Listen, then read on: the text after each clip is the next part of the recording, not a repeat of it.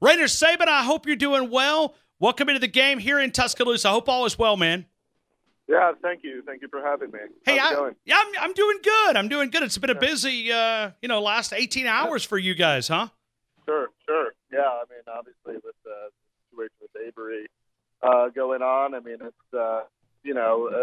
it was, you can't say it was unexpected, but, at the same time, it was rather sudden how quickly it kind of all came together. Yeah, let me ask you, because you've had a chance, obviously, to cover the University of Alabama. When did you think that it started going wrong for Avery Johnson? At what point did you look at it and go, man, he's beginning to lose this team? Is there any point that you could put it and say, this is the point that I thought it began to slip away for him? Well, I mean, certainly the Auburn loss at home, I think, was a pretty big indicator. I mean, where they blew the lead. They had a double-digit lead throughout much of that second half, and then just squandered it. And it was just indicative of their poor performances in the second half. And when Cecil Hurd also began questioning, Avery Johnson, because he's been at every game pretty much, and when he started questioning Johnson about the effort that he saw and the lack thereof, I mean, I think that was also a telling sign that things were kind of going south there, and that Avery's tenure could be coming to a sudden end after the season.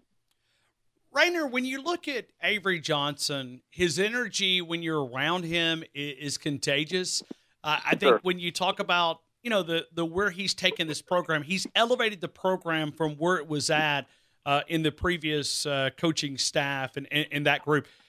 Why was that never really able to get communicated? Because it seemed like, I didn't think the team, and even Avery Johnson admitted, he said, I cannot put my finger on the reason why this team lacks effort and energy. Why was there a disconnect? Can you put your finger on the reason why? I've had a hard time figuring it out myself, because but I don't think there was ever any real chemistry. Sometimes on the players, I think the situation with Colin Sexton last year was always awkward. I mean, he seemed like he was a kind of a standalone player, kind of did his own thing, was very focused on his personal development, and the rest of the team. I think there might have been some jealousy aspect there too, with this new hotshot guy coming in. And so I think the dynamic was kind of messed up last year. And I think this year, even with him removed and also with Braxton Key removed, it just didn't gel either, because, again, they kind of faced a similar situation. Kyra Lewis became the guy. And, here's a 17-year-old kid. And while he was a little bit more, diffident than, say, Colin Sexton was, and more reserved, it just wasn't. You got the sense that there was an awkward dynamic again too, where they were relying heavily on a freshman when you had a lot of veterans on the team that kind of had yet to have their shine themselves. So it was just kind of you never got the sense that everything kind of gelled within the program amongst the players. Rainer, you've written an article that I think grabbed a lot of attention, and you began to work on this, and it was published this morning at 7:02 a.m. at AL.com. I think a lot of people, probably one of the first articles that they noticed when they began to look at the website and begin to look for information. In the end, Avery Johnson could not keep the promises he made. Take just a second and kind of elaborate on some of those promises that he could not keep. Well, making the team a perennial NCAA tournament team was one that it was clear objective of his. The fact that they missed it 3 out of the 4 years was not a good thing. He wanted to make Alabama, put Alabama at the top of the college basketball world. That clearly did not happen. He wanted his team to play with a lot of energy and passion, and towards the end of his tenure, they weren't doing that. So, it just was. And then you add in the fact that the players that he did bring, while he did elevate the talent level, some of the players didn't develop nearly as well. People like Dejon Ingram, I don't think, developed as well. Braxton Key didn't develop to the point that he should have probably before transferring to Virginia. And then you have Sexton, who was a one-and-done type player, and just never had the possibility to really develop and kind of become integrated into the team. And so it just never seemed to work. And he was just trying to find a solution. I have to give him credit. He did, try. I mean, he trotted out different rotations and lineups and changed up his practices and did all these things, but none of it seemed to work. And at the end of the day, I mean, when the baseline requirement, I think, at the college level is to have effort, and you're not even getting that. I mean, I think that was really kind of a huge indicator that something was definitely awry with this program. Rainer Sabin right now with us, AL.com, which was one of the first to break the story around Avery Johnson, or the first to break the story last night, that they were working on a buyout to Greg Byrne and Avery Johnson to move, and Michael was able to break that story at AL.com, and then a lot of people began to chime in just minutes, literally. I mean, you got to go back to the timeline just to make sure exactly when the story was broke and who broke it, but I believe right. Michael was the first one that had it at AL.com.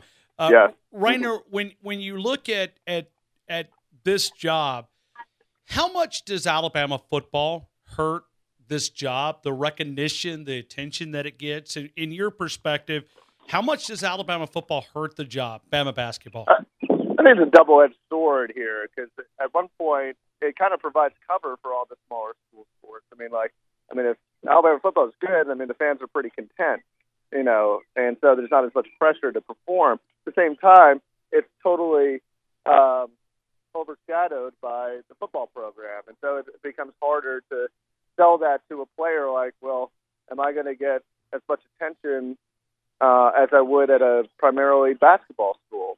Probably not. So, I mean, that's a hard sell to some of these high-profile recruits who kind of want to be the big men on campus. At Alabama, you're not going to be the big man on campus. I mean, probably the backup offensive lineman has a better chance of being the big man on campus than your starting power forward. So, I mean, that's just the nature of it. My question, with a school like Alabama, what should their expectations be? I mean, it's a difficult thing. At one point, they were an Elite Eight type team, and then at another, they've been a team that's missed the NCAA tournament 6 out of 7 years. Or is it somewhere in between that? Should they want to just merely get to the NCAA tournament and everything else is gravy at that point? I mean, that's probably a fair assessment of where the program should look for in a coach. I will say that I look at the Arkansas situation after Nolan Richardson was fired, and they got Stan Heath, and he was a very mediocre coach, and then they got even worse when they hired John Pelphrey, who was like their sixth choice, and that's always a problem too. It's that when you do fire a coach or move on from a coach, you better hope you're going to get a better coach. Because if you don't, I mean, you have a chance to slip even further behind, which is exactly what happened to Arkansas. We're talking with Rainer Sabin. Rainer, do you expect that we'll know something in the next 24 hours about this, a buyout? I mean, do you feel like that we'll know something, or do you think this may take a little bit more time to kind of work out the details, and we probably won't hear anything from the University of Alabama at some point next week? What do you think the timeline is? I think in Alabama's case, they would prefer to move quickly on this so they can get ahead of the line on, trying to find their next guy. I assume that they have an idea of who that person is. Otherwise, it's not a good recipe for hiring somebody if you don't know. I mean, if you move on from somebody, whether he initiated it or not, I mean, you better have an idea of who you want to replace that person. And so it's something that I think that they would prefer to move pretty quickly on and be expeditious about, because it's only going to get harder as time goes on. Hey, Rainer, it's illegal to have someone on who covers football and not ask a football question, okay? I mean, you're in Tuscaloosa, Alabama, and I know we were just talking about how football hurts it, but you're walking out of the Malmore football complex as we speak. He just finished up covering Xavier McKinney and Jedrick Wills a couple of minutes ago. Player availability as Alabama's back onto the practice field. Let me go back to something you published 3 days ago on AL.com. and that's Tua Tagovailoa happy with Steve Sarkisian's voice is only one he'll hear in 2019. Elaborate on that a little bit, because I know we've played some of the audio, but you wrote the article talking about Tua Tagovailoa and Sark's voice in being both roles, and the quarterback coach and the offensive coordinator. Kind of take that a little bit and kind of expand on that a little bit. Well, I think that was an issue last year. I mean, I think, Dan Enos had a pro-style background, and Mike Locksley was more of a, type offensive coordinator, along with incorporating a lot of those, RPO type stuff and movement with the quarterback. And Enos was more of a pure drop back kind of pro-style system quarterback developer. And so I think that their philosophies didn't necessarily always align. And so it becomes difficult to sometimes hear two different things from people within your own organization. So in this case, I mean, Sarkisian is going to be in charge of calling the plays and structuring the offense, and also directly in charge of developing Tua. And I think that's going to end up being to Tua's benefit, where he's just hearing one idea that's going to about his development that's going to directly correspond with what they're doing on offense and what they're calling and how they're executing things. So I think it's only going to help Tua going forward, that because he's already heard many different voices between Brian Dable, Enos, and Locksley, and I think with Sarkisian, at least in this case, it's going back to the Dable model where he was the quarterback coach and offensive coordinator, and I think those positions should probably be married in a lot of ways, because I mean the quarterback is in charge of the offense. Rainer, you also asked Sabin a couple of days ago, and even though Sabin kind of disagreed, it's always been the theme. Well, it's a social network push. They're pushing back to the Alabama factor. So even though Nick Saban denies it, it is a point of emphasis of getting back to the Alabama way of doing things. What do you expect from that offensive side of the football, or more do you think this is the defensive side? What do you think that focus is? I mean, it could be all the above, but you asked the question to Nick Saban, even though he sidestepped it, I think there's a lot of validity to what you were talking about. Yeah, I think it's about reestablishing the physicality and strength of the team, and being I think at times it went away from that. I mean, like, you got caught up in the numbers and the flashy plays and stats, and they sometimes struggle to run the ball and do things like that at the line of scrimmage. I think they want to win at the line of scrimmage. That's always been line one with Nick Saban's team. I think they really want to get back to dominating that area of the field where it's just get down and dirty in the trenches and focus on that and be good tacklers and such. And I think that's exactly what Saban's always emphasized. And I think they got a little bit away from that because maybe the coaching staff was new and didn't quite embrace that culture as much as maybe the previous coaching staffs there. But they brought back guys that are familiar with the culture there, and I don't think Saban's going to let up. I mean, the question is with Sarkisian, he's always been kind of a pass-first kind of guy, and whether Sabin and him were able to kind of come to an agreement about how they go about things.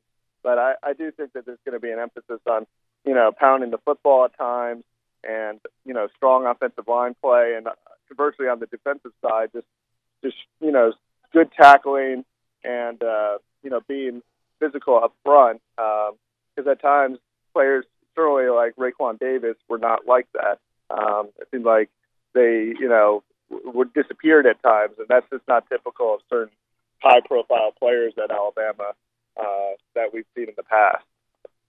Rainer Sabin, thank you so much, man, for being a part of the show, man. Great work as always, AL.com, along with Michael and Matt, and you guys are a big team of covering the University of Alabama, all different angles, AL.com.